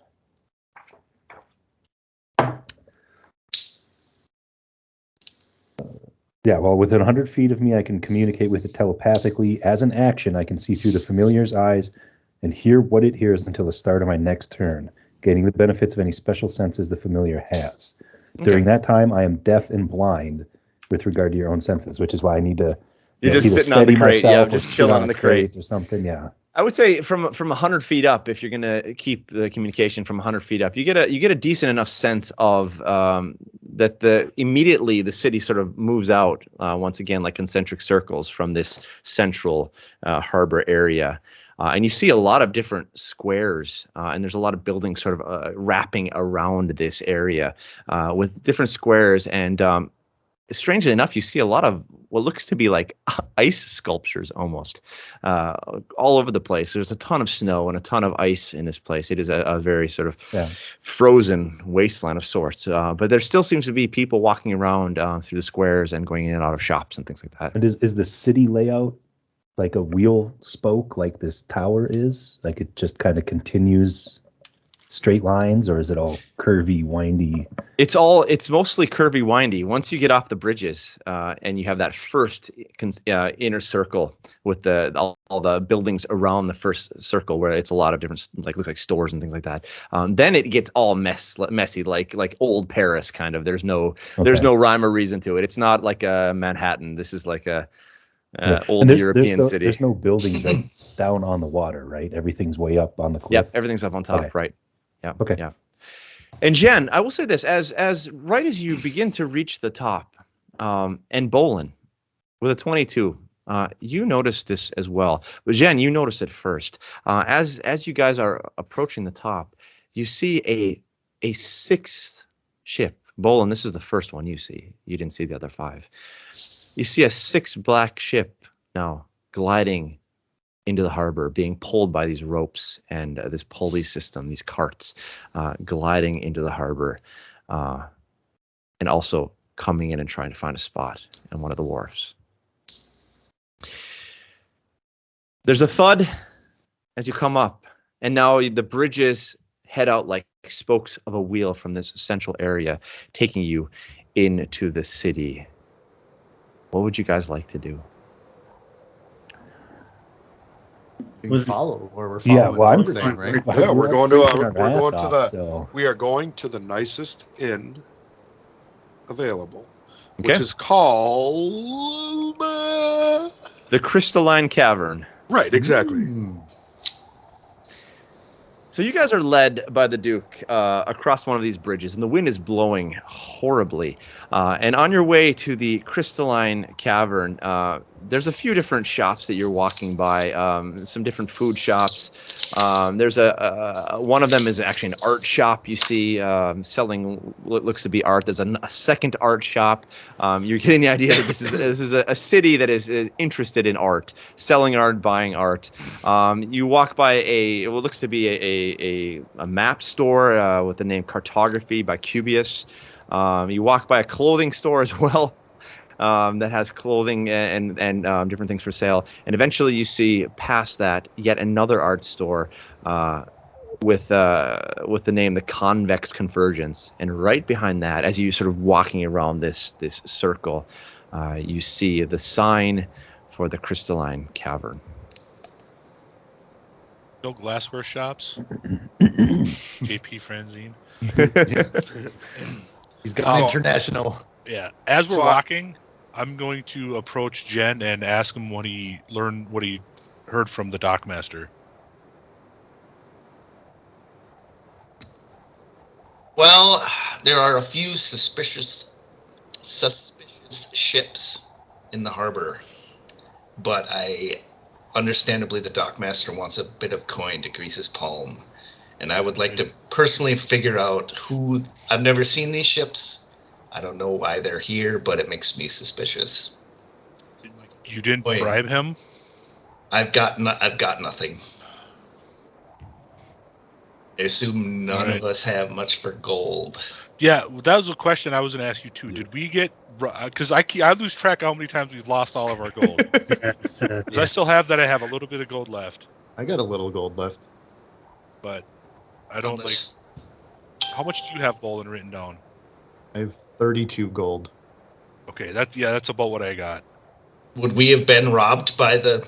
Well, we've been robbed several times. I don't remember. It's been so long that I don't remember. Because normally I just X everything. Or I have been keeping track. I've been losing gold and getting gold, and then losing gold and getting gold. How long ago was Gorlog? Was he the guy that we killed in the woods when we were saving Jen? Yeah, that's when you guys met Jen. Yeah, Helianthus and we I got were some in silver the from cart. him, some gold from him. Okay, so I'm walking in. Well, no, I just want to tell Jen, next time, make sure when you go talk to somebody like that you have coin to give them. And then I'll pass them like 50 silver. You got to practice that palm the money technique. Yeah. Handshake. With 50 silver, like. Yeah. I'm not going to give them because I'm assuming it's 50 silver a lot. Like within the world. Yeah, it's decent, yeah. Yeah, because I have no idea. Like, how many is it? 10 silver for a gold? Yeah. Yeah, okay. Oh, okay. Right. And then that's the only thing. 5 gold is pretty luxurious living for a couple days, so that's a decent amount of money. All right. Duke, Baron, All right, or Duke. I lead the group boarding. in, and I go up to the innkeeper and I say, "How much for? What do we got? 6 of us? 6 of your best rooms for a week." Whoa. You walk through the door of this place, and the door is it's interesting because it's an inn that is completely constructed out of ice blocks that have been sort of melted down to be translucent and transparent. You walk through this sort of arched door, and you walk into this place, and everything is ice. The chairs are ice. The counter is ice. You see over to the side, there's a bar there, and they're serving drinks out of ice glasses, ale out of mugs made of ice. Everything is ice, but there's also like bear skins on places where you would sit. So it's still, there's some warmth there. You walk up to the main desk where you would talk to the owner or the person working at the inn, and there's nobody there. But if you do feel this slight wind blowing, and it begins to pick up a little bit, and the wind blows stronger and stronger, and the snow begins to swirl around, and suddenly it crystallizes in a face, a snow face that is right above the desktop. And you hear a voice, "Welcome to the Crystalline Cavern. How can I help you?" I need rooms for all of my associates for 1 week. How many are you? For Christ's sake. Come on. We've got There's 6 of us. 6 of us. We can give you 6 rooms or 1 room, a large room. Which would you like? 6 rooms. 20 gold for the week. There's no way that you have any money on you. I pulled you out of a closet. I pull out 2 gems from my butt crack and give them to the. Ooh, Yummy. poop gems. Please tell me you pulled them out before you got Please, to the inn. you wash them And off you're not just like beforehand? digging up your butt. I give the innkeep. I place 2 gems on the counter, which according to my This is character sheet awkward. covers it. As you wish. They pointy gems. You see that the wind sort of envelops the jewels. They're lifted up and whisked away. The face turns to you and says, "Down the hallway to the left. The first 6 rooms are open." Don't you want my my plate number? Make and model of your car. All right. You guys come into these rooms, and they are beautifully constructed rooms. Once again, everything made out of ice. Beds made of ice with bear skin on the beds where you can actually sleep, and there's covers that you can have on top of it. You guys at this point are still freezing to death because you do not have enough clothing. So it's not warmer in here than it is outside? No, I mean, this place is completely constructed of ice. Yeah, but it could be 33 degrees. It's a little. I mean, it's not minus 30. Yeah. But it's still below 0. It's pretty cold in here. So I noticed we passed a clothing shop on the way here. Maybe we could stop there, Mr. Dang. Okay. So, do we want to say, like for brevity's sake, do we want to say that we stopped and got clothes? Can we do that, Matt? I have no gold. I have 0 gold. Yeah. How much money do you guys have? That's the question. If you want to buy I have clothes. enough in gems to cover you guys. Why do you want to do that? Because I told you. Because I saved his life. Yeah. Oh, I see. He owes us. That makes Oh, I mean, a if life you have debt. more butt gems, yeah, I'm fine with you using your money. 10 gold should get us all well equipped, right, Matt? Yeah, more like 20 if you want to get the full setup with jackets, pants, and boots. How Yeah. about 20? Okay. 20. Are you? So You- 120 you more- gold. 120 gold. If you can mark that value off for Each? everybody. No, Each? total. No. 10. 20 it's gold was 20 each. 20 gold each. Yeah. Is my credit? Do I have my credit card on me? Can I finance Your butt this? visa? 20 gold each. Yeah. Dude, you could buy a car for that. This is handmade, high quality clothing from Mammoth. From As big a deal as you say. That's where I don't know where to go with this. Like, all right, let's How go to the much- clothing how store, much do and you I'm have? going to say my credit's good here still, right? How much gold do you have? Not enough. I mean, I can cover. I have 30 gold, so I can cover my 20.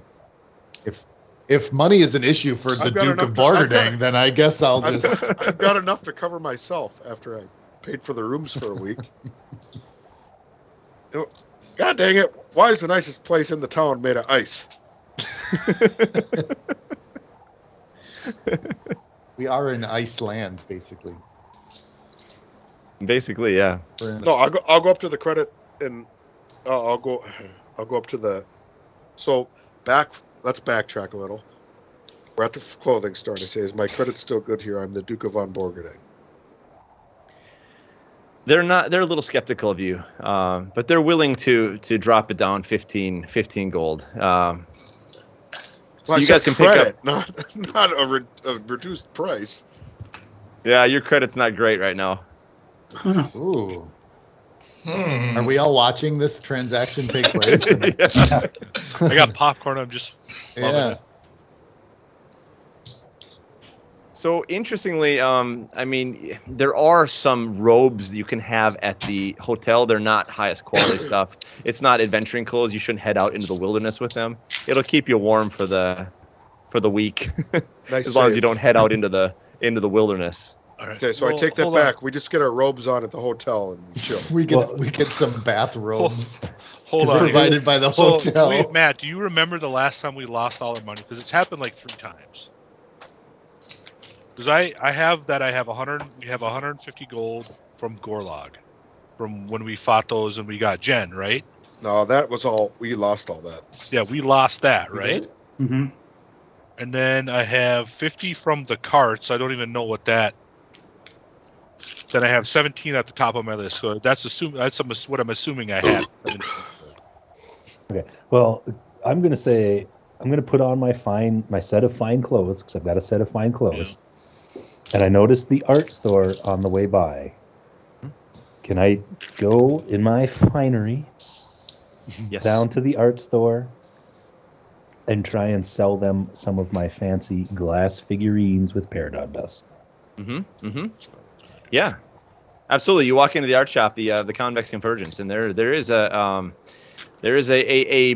sort of feeble old man there working there. Sees you come in and sees your pieces of artwork and immediately recognizes them as Franzine's handiwork. Yeah. Is this place all ice as well, or Yes, is that just... this is all ice as well. Correct. Okay. Yeah, so I'm gonna walk in and just say to the shopkeep, like, I have only been here for a short while, but everything is made of ice. It's so beautiful in this town.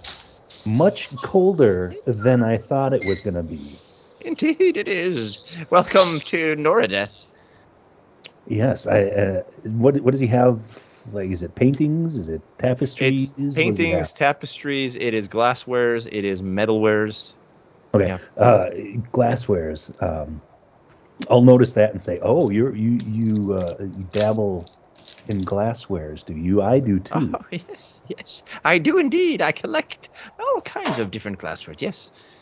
Well, I am not prepared for the cold, but I am prepared for your shop. And then I'll pull out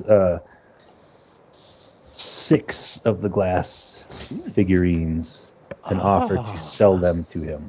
Oh, these are the handiwork of J.P. Franzine. They are indeed. A good friend of mine, he gave these to me himself. Oh, I recognize these immediately. And I see they have the extra band of green life in the center. Franzine's special touch. You would never want to lower yourself without the peridot. Indeed not. 20 gold apiece. That's 120 gold. My friend. Mr. Franzine himself gave these directly to me. There has been no other owners. Fresh from the maestro to me and now to you. From the overhead or the underground? These were from his private stock overhead. Oh. I need at least years since I've 40 been there. each. Give me a persuasion check. Ooh. Persuasion 20. Nice. Dirty 20. Would you be willing to do 30? My friend, you have a deal. I will 30 it is. sell him 6 of them. Okay, he reaches in his purse and pulls out some coin, asking you, do you want platinum or gold? Gold. Gold. Okay. Yep. Counts out 180 gold pieces. Cha-ching! Lays in front of you. Okay. I'm going to take them. I'm going to thank him, and I'm going to go buy some clothes because I'm fucking cold. Okay. Yeah. Which you You're said was able- 20 gold each. Yeah, they're for, willing to drop like, it down to set. 15. Yep. So what is that? 165 then? Beautiful clothing. It's the store that you get it from is called the Kindled Core, and it's interesting enough. It's run by wolf kind, so wolf humanoid figurines, who are actually. It's a fascinating little place. There's this sort of center in the center of it. There's this kind of pit with coals in it, and where they're drying out mammoth hides on these metal racks above, and they're frantically working. There's 6 of them there working, and they see you come in. They greet you, and the leader, Grolan, comes up to you and talks to you, and is able to give you a deal of a beautiful mammoth hide parka, pants, and boots for 15 gold. Okay. Yeah, I don't want to waste a bunch of time shopping, so yep, I'm good to go. Good. So Niv comes back to all you guys, and he has got this beautiful set of mammoth Just strutting in. pelt. Is it warm in here? Is it just He me? is doing well. Yeah. And it's so nice that we have somebody that can procure this kind of stuff for us, and instead of somebody that just says they can and follow through. Does he get that for everybody? We must visit the bank. We must visit the bank. Niv, did you get that for everybody? I bought that for me. For you. Yeah, And mainly it's because I need gold to finally get that spell that Matt gave us. Oh, you didn't get it for all of us? Matt, I'm taking 15 gold off of mine too. All right. Yep. You get the same sort of set from the Wolfkin. I will they too, provide then, you I guess. also. Okay. Does anybody need? Does anybody need money? I have. I need it. Okay, I'll buy Paul's. I'll buy Carolyn's, Are we and I'll buy saying mine. that Bernard and his pirates didn't shake us down personally, so we have our personal coin? Well, we're just. They never got to that point. Shouldn't Mike and Chad get discounts because they're tiny? Yeah, right? I think I have. You're already getting a discount from 20. Let's go in. I think read I on have- your shoulders, and we just get 1 second. Yeah, right. I think I have 10 gold just for starting the game. Although Gorlog probably would have taken that from me because I'm in a cart. I don't know. So if it's 15, man, you said? 15, for the yep, set, even yep. for me? Is that- even though Yep, I'm only yep, 34 even for you. inches tall? Does that include Paul's wolf set? Shit. All right. Or when we get the wolf back? Yeah, What does it need? Interesting, Caroline. Interestingly enough, when you walk into this place, you immediately sense this sort of sense of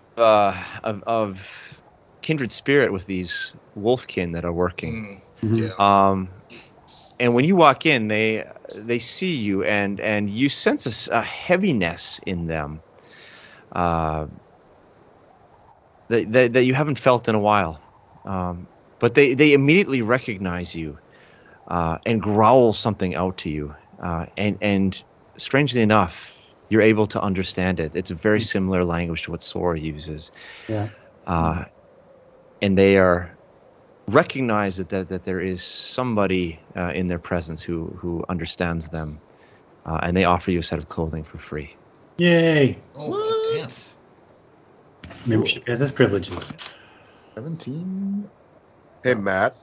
Yeah. Matt, we're at like 2 hours now. I know everyone wants to play and everything, but No, let's keep Like, going. We yeah, got a little sure. bit more. We got a little bit more. Yeah, Okay. absolutely. Yeah, I bought a pair too. I only have 2 gold left, though, because it just has So- 17. You guys are all warm now, and you've got this fantastic mammoth pelt clothing on. It is really nice and warm. Fantastic stuff. And you make your way back to your hotel with the tavern inn bar next to it. It's pretty empty at this point. It's still somewhat early in the day. What do you guys want to do? So who are we going to say had the discs? I Love would think it. it should be main members of the. Probably Niv, The hell is Bholen, that? and Carolyn. Yeah, that's what I was thinking. The main Yeah, each of you has members discs. of the party. Right. Yeah. Yeah, you probably wouldn't trust. You wouldn't trust Yeah. Jen with those. You keep them to yourselves. So other than that, our next goal is to Matt, remind, were we supposed to meet? Do we have a contact here in town from Lady Drelden? Lady Drelden didn't give you any contacts. She gave you a cover story to get you into the city without too many questions. Okay, and did anybody write that down? Well, it's a good thing we remembered that. Yeah. So we didn't need need it. information. didn't This need it. point. Nobody seems to be really concerned about us. No, your Forwarding. art shipments was your way in. Yeah, we were Oh, delivering our goods. Yeah. And was that all taken care of us for? Basically, that was taken care of then. Yep, that was taken care of on the docks. And you can imagine that Captain Trulgroth had a part to play in this as well.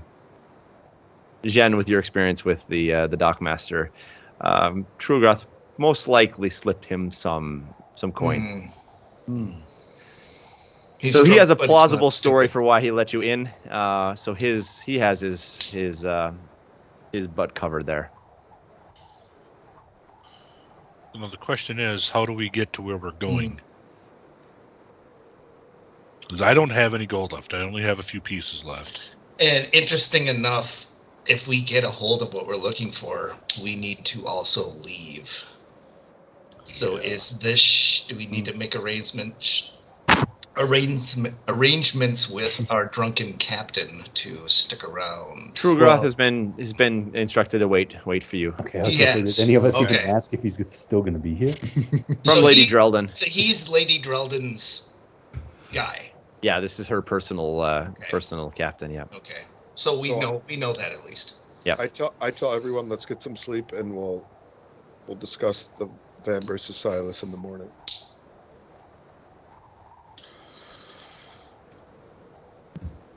Yeah, that sounds reasonable. Yeah. Okay. Sure. Yeah. That's.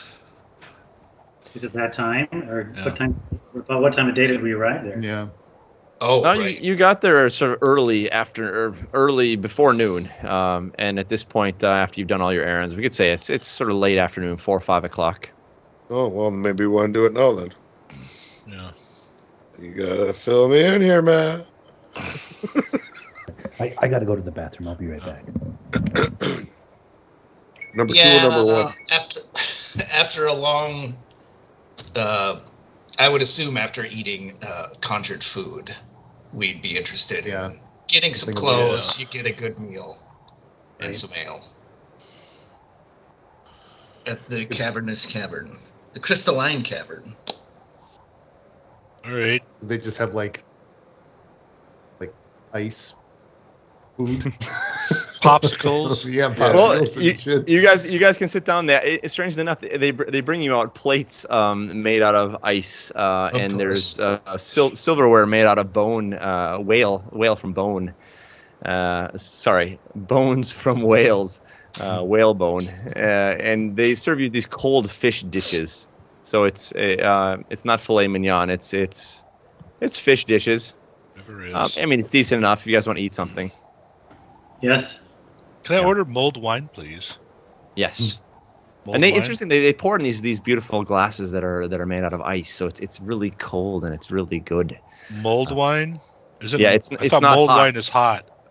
Well, this has been chilled mulled wine. Chilled mulled wine? It's got the spices in it, but it's not hot. All right. Yeah. And you guys are all sitting there having a meal. And hold on a second here. Bholen, as you're beginning to eat your meal, finishing up your meal, and all of you are enjoying some beverages, and the feelings of festive feelings are beginning to come over you. Bholen, you feel someone brush up next to you and immediately grab your arm, Oh crap. Uh-oh. leaning over, says, "Don't make a sound. This blade is going through your back. Give me a strength check." Oh. It is not my strength. Strength is 12. 12. Your arm is pulled behind you. You're not able to get it out. And Bholen, you're on the very edge of the table. This man just quickly stands up and sort of walks with you very quickly, brings you out of the door. Now the rest of you, give me all a perception check to see, but let's say with a disadvantage because you've been drinking quite a bit.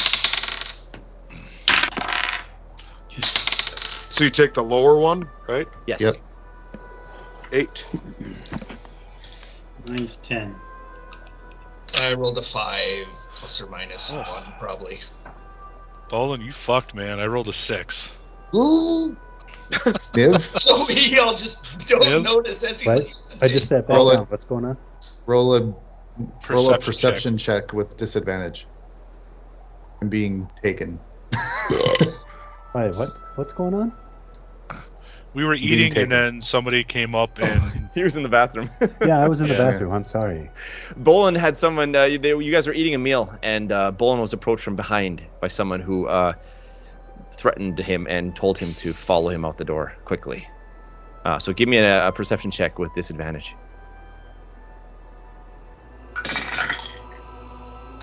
9. Okay. You guys swiftly move out the door, Bholen. And immediately, as you step out the door, you're met by this cold, brisk wind. And this guy who grabs you, your first look at him now, as you turn a little bit, he's completely dressed in black clothing, a black robe, a black pants, a black hood over his face. And as he pushes you out the door, there are two other individuals similarly dressed in completely black clothing. They take you and pull you around the corner with your 12. You are not able to resist, throw you up against the side of the building between some crates and barrels. And one of them pulls out the knife that he had on his back, puts it up to your throat, and says to you, "Talk immediately. Who are you working for? What are you looking for?" My good sir. Quite an entrance. I'll tell you my name, sir, if you tell me yours. He pushes the knife a little closer to your throat. "Listen, we followed you all the way from the waters outside of Truham. Doing a bit of pleasure cruising, are you? Or maybe a bit of art collecting? Who sent you? Is it that miscreant Ildrox? Has he sent you on an errand to fetch him a little toy?" The knife gets closer to your skin. "You know, you can't trust Ildrox. How do you think he's been able to step into the position he has and to keep it this long? Not by playing nice, I can tell you, and neither is he going to play nice if he gets his hands on those artifacts." The other soldier looks at him and says, "Let him talk." The man pulls the knife a bit back from your neck.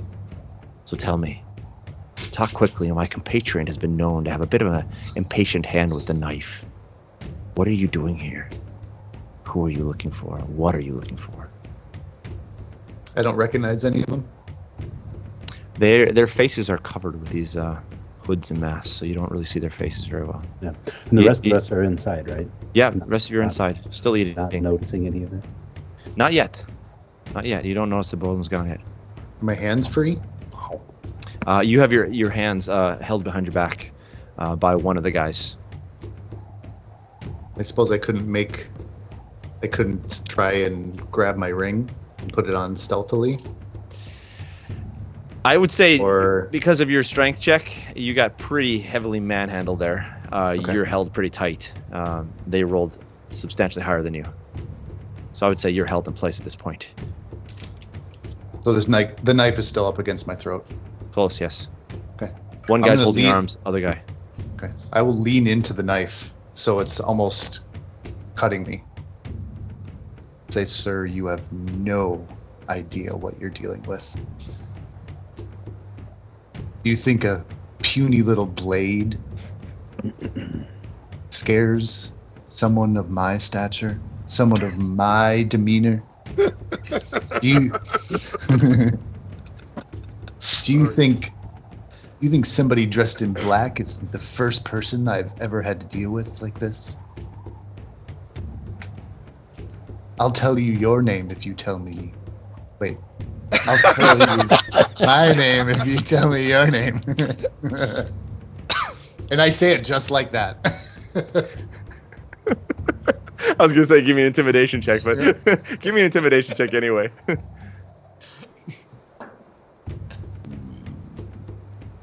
That is Can't a go by 9. voice and intonation alone. That is a 9. So he sounds like he's trying to seduce a stripper more than anything. As you lean forward, Bholen, the man behind you in black, as you lean forward, he sees the markings crawling up your neck from your back. Wait a minute. He lets go of one of your arms, pulls a knife out, and drags it down your clothing, Hey. slicing it down, the new clothing Just you got bought. that. Got that. Cost me 15 gold. Revealing your back now that is hit by a burst of cold. The markings, he shouts out. The same one as that girl. Knock him out, Oh. but don't damage the markings. The other soldier turns his blade, lifts his arm in order to strike you in the back of the head. The rest of you are sitting enjoying your fish and your drinks. And you look around and notice that Bholen has got up and left. You don't know where he's gone, but you don't see him here anywhere.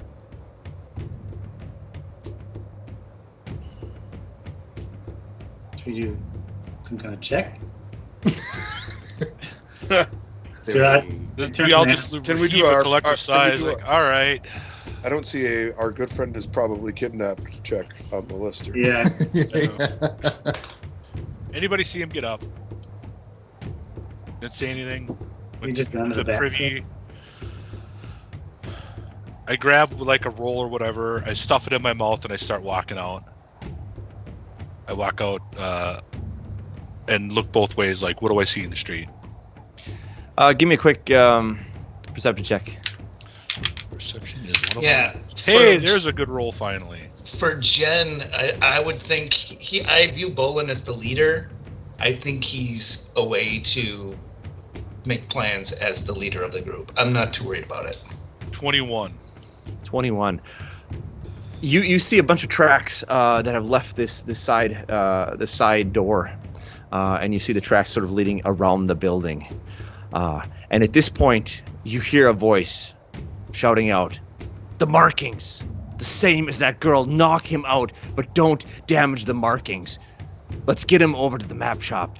Maybe we can take care of this." And you hear a thudding noise. And that's, I think, where we can end for the evening. Oh boy.